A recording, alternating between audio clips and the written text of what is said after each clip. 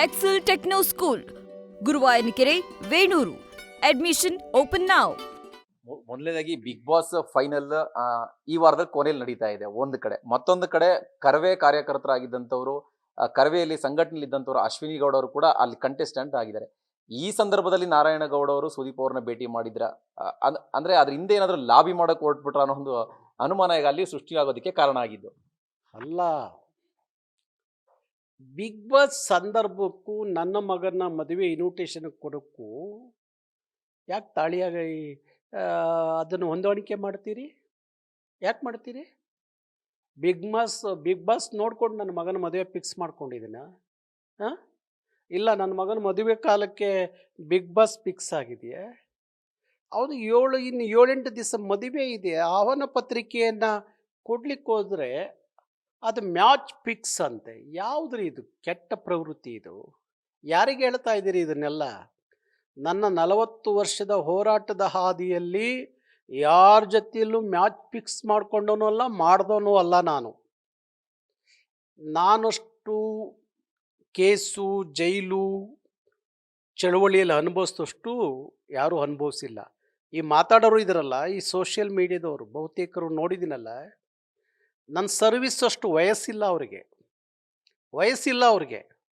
ಅವೆಲ್ಲ ಬಾವಿ ಕಪ್ಪೆಗಳು, ಎಲ್ಲ ಬಾವಿಯಲ್ಲಿ ಕೂತ್ಕೊಂಡು ಇದೇ ಸಮುದ್ರ, ಇದೇ ಸಾಗರ, ಇದೇ ದೊಡ್ಡ ದೊಡ್ಡ ಕೆರೆ ಅಂತ ಅಂದ್ಕೊಂಡಿರುವಂಥ ಬಾವಿ ಕಪ್ಪೆಗಳು. ಅವಕ್ಕೇನು ಗೊತ್ತಿದೆ? ಅವಕ್ಕೆ ತಲೆಯಲ್ಲಿ ಯಾವ ವಿಚಾರಗಳು ಇಲ್ಲ.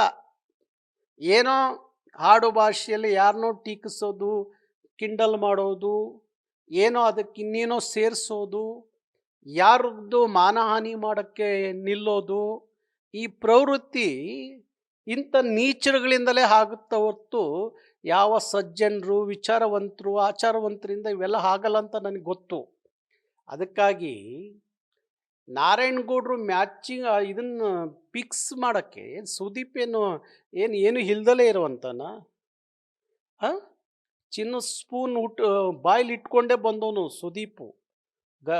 ಅಗರ್ಭ ಶ್ರೀಮಂತರಿದ್ರು ಅವ್ರ ತಂದೆ, ಅವ್ರಿಗೆ ಬೇಕಾದಷ್ಟು ಇದೆ. ಸುದೀಪ್ಗೆ ಇದೆಂಥದ್ದು? ಕಿತ್ತೋದ್ದು ವಿಚಾರ. ನಾರಾಯಣಗೌಡ್ರಿಗೆ ಇದ್ಯಾಕೆ ಬೇಕು? ಅಲ್ಲ, ಅಶ್ವಿನಿ ಗೌಡನ್ನ ಕರವೇ ಯಾಕೆ ಬೆಂಬಲಿಸ್ತಾ ಇದೆ ಅಂತ ಏನಾದ್ರು ಒಂದು ನಿಮಿಷ ಯೋಚನೆ ಮಾಡಿ. ಕರವೇ ಒಳಗಡೆ ಅಶ್ವಿನಿ ಗೌಡ 20 ವರ್ಷ ಕನ್ನಡಿಗ, ಕರ್ನಾಟಕ ಅಂತ ಕೆಲಸ ಮಾಡಿದ್ದಾಳೆ. ಈ ನಾಡಿಗಾಗಿ, ನುಡಿಗಾಗಿ, ನಾಡಿಗರ ಬದುಕಿಗಾಗಿ ಕೆಲಸ ಮಾಡಿರುವಂಥ ಒಬ್ಬ ಹೆಣ್ಣು ಮಗಳು, ಕರವೆಯ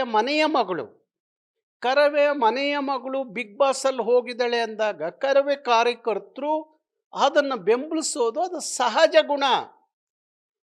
ಗುಣ ಅದು. ಅದನ್ನು ಬಿಟ್ಟು ನೀವು ಅದಕ್ಕೆ ಇನ್ನೇನೋ ತ್ಯಾಪೆ ಹಾಕೋ ಕೆಲಸವನ್ನು ಯಾಕೆ ಮಾಡ್ತಾ ಇದ್ದೀರಿ? ಏನು ಸೋಷಿಯಲ್ ಮೀಡಿಯಾದಲ್ಲಿ ಏನು ಬೇಕಾದರೂ ಮಾಡ್ಬೋದು ಅಂತಲ್ಲ. ಇವೆಲ್ಲ ಭಾರಿ ದಿವಸ ಉಳಿಯಲ್ಲ. ಅತಿರೇಕ ಆದಾಗ ಅಂತ್ಯ ಬೇಗ ಆಗುತ್ತೆ ಅನ್ನೋದು ಇದಕ್ಕೆ. ಅದಕ್ಕೋಸ್ಕರ ಹೇಳ್ತಾ ಇದ್ದೀವಿ, ಸುದೀಪ್ ಆಗಲಿ, ಶಿವಣ್ಣ ಆಗಲಿ, ದರ್ಶನ್ ಆಗಲಿ, ನನಗೆ ಎಲ್ಲರೂ ತುಂಬ ಆತ್ಮೀಯರೇ. ಆ ಆತ್ಮೀಯರನ್ನ ನನ್ನ ಮಗನ ಮದುವೆಗೆ, ನನ್ನ ಕುಟುಂಬದ ಮದುವೆಗೆ ನಾನು ಕರೀದಲ್ಲ ಇನ್ಯಾರು ಕರೀತಾರೆ? ಇವ್ರು ಕರೀತಾರೆ? ಈ ನಾಯಿ ನರಿಗಳೆಲ್ಲ ಕೂತ್ಕೊಂಡು ಸುಮ್ಮನೆ ಯಾಕೆ ಅವ್ರನ್ನೆಲ್ಲ ಇದು ಎಳಿತೀರಿ? ಬಿಗ್ ಬಾಸ್ ಒಂದು ದೊಡ್ಡ ವೇದಿಕೆ. ಕರ್ನಾಟಕದಲ್ಲಿ ಬಿಗ್ ಬಾಸ್ ಅನ್ನೋದು ಒಂದು ದೊಡ್ಡ ವೇದಿಕೆ. ಅಲ್ಲಿ ಪ್ರತಿಭೆಗಳು ಹೋಗಿ ತನ್ನ ಪ್ರತಿಭೆಯನ್ನು ನಾಡಿನ ಜನರಿಗೆ ತಲುಪಿಸ್ಲಿಕ್ಕೆ ಅದೊಂದು ದೊಡ್ಡ ವೇದಿಕೆಯನ್ನು ಕಲರ್ಸ್ ಕನ್ನಡ ಮಾಡಿಕೊಟ್ಟಿದೆ. ಅಂಥ ಒಂದು ಬಿಗ್ ಬಾಸನ್ನು ನಿಮಗೆ ತಕ್ಕಂತೆ ಅದನ್ನು ನೀವು ಬರ್ಕೋತೀರಿ, ಅದನ್ನು ಬಿಂಬಿಸ್ತೀರಿ ಅಂದರೆ ಜನ, ಸಾರ್ವಜನಿಕರೇನು ಅಷ್ಟೊಂದು ಮೂರ್ಖರ ನಿಮ್ಮನ್ನೆಲ್ಲ ನಿಮ್ಮ ಮಾತು ಕೇಳಲಿಕ್ಕೆ? ಇಲ್ಲ, ನಿಮ್ಮನ್ನು ಯಾರೋ ಬೆಂಬಲಿಸ್ತಾರೆ, ನಿಮ್ಮ ಇದನ್ನು ಬೆಂಬಲಿಸ್ತಾರೆ ಅಂದರೆ ಅವರು ಅಂಥವ್ರಾಗಿದ್ದರೆ ಬೆಂಬಲಿಸ್ಬೇಕಷ್ಟೇ. ಅದು ಬಿಟ್ಟು ನಾನು ನೋಡಿದೆ ಸುಮಾರು ಜನ ಅವ್ರದ್ದೆಲ್ಲ ಯಾರು ಇವರು ಅಂತ ಡೀಟೇಲ್ಸ್ ಎಲ್ಲ ಕಲೆಕ್ಟ್ ಮಾಡಿದೆ.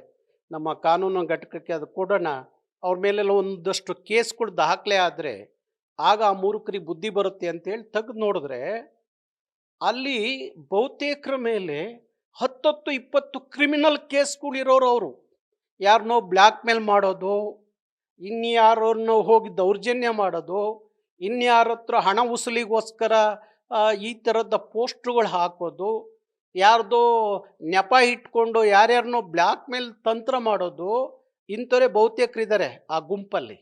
ಹಾಗಾಗಿ ಇಂಥವರಿಗೆ ಕಾನೂನು ನಮ್ಮ ಪೊಲೀಸ್ ಇಲಾಖೆ ಯಾವ ಮುಲಾಜು ಕೊಡದೆ ಸರಿಯಾಗಿ 4 ಬಾರಿಸಿ ಅವ್ರನ್ನ ಎಲ್ಲಿಡಬೇಕು ಅಲ್ಲಿ ಪರಪ್ಪನ ಅಗ್ರಹಾರಕ್ಕಿಟ್ರೆ ಬುದ್ಧಿ ಬರುತ್ತೆ ಇವ್ರಿಗೆಲ್ಲ. ಇಲ್ಲಾಂದರೆ ಮಾಧ್ಯಮ ಅನ್ನುವ ಭಾರಿ ಪವಿತ್ರವಾದ ಕ್ಷೇತ್ರಕ್ಕೆ ಇಂಥ ಮೂರ್ಖರಿಂದ ಭಾರಿ ಕೆಟ್ಟ ಹೆಸರು ತಂದುಬಿಡ್ತಾರೆ ಇವರು. ಅದಕ್ಕೋಸ್ಕರ ನಾವು ಸಾಮಾನ್ಯವಾಗಿ ನಾನು ಬಿಗ್ ಬಾಸ್ನ ಎಲ್ಲೋ ಯಾರೋ ಮನೆಯಲ್ಲಿ ಯಾವ ಅಪರೂಪಕ್ಕೆ ನೋಡುವಂಥ ನಾನು ನನ್ನದೇ ಆದಂಥ ಕಾಯಕ 24 ಗಂಟೆ ಕನ್ನಡ, ಕರ್ನಾಟಕ, ಕನ್ನಡಿಗ, ಕರ್ನಾಟಕದ ಜನರ ಮಕ್ಕಳ ಬದುಕು ಭವಿಷ್ಯ ಅದರ ಬಗ್ಗೆ 24 ಗಂಟೆ ಯಾವನಾದರೂ ಕರ್ನಾಟಕದಲ್ಲಿ ಯೋಚನೆ ಮಾಡ್ತಾನೆ ಅಂದರೆ ಅದು ನಾನು ಅಂತ ಹೇಳ್ಕೊಳ್ಳಿಕ್ಕೆ ನನಗೆ ಹೆಮ್ಮೆ ಇದೆ. ಅದು ಬಿಟ್ಟು ಇದ್ಯಾವುದು ನೋಡ್ಕೊಂಡು ಕೂತ್ಕೋಪ ಏನು ಬಿಗ್ ಬಾಸಿಗೆ ಹೋಗಿದ್ದು ಅದೊಂದು ಮನರಂಜನೆ, ಅದೊಂದು ಅವರ ಪ್ರತಿಭೆಗಳನ್ನ ಹೊರ ಹಾಕ್ಲಿಕ್ಕೆ ಒಂದು ದೊಡ್ಡ ವೇದಿಕೆ ಅಷ್ಟೇ. ಅದು ಬಿಟ್ಟು ಏನು ಪಾಕಿಸ್ತಾನ ಭಾರತದ ಬಾರ್ಡ್ರಲ್ಲಿ ಯುದ್ಧ ಮಾಡಿ ಬರ್ತಾರೇನು ಅವರೆಲ್ಲ? ಅಷ್ಟೊಂದು ದೊಡ್ಡ ಮಟ್ಟಕ್ಕೆ ಬಿಂಬಿಸಕ್ಕೆ ಅದನ್ನೆಲ್ಲ. ನ್ಯೂಸ್ ಫಸ್ಟ್ ನಿರ್ಭೀತಿಯಿಂದ ನಿಮ್ಮ ಪರವಾಗಿ.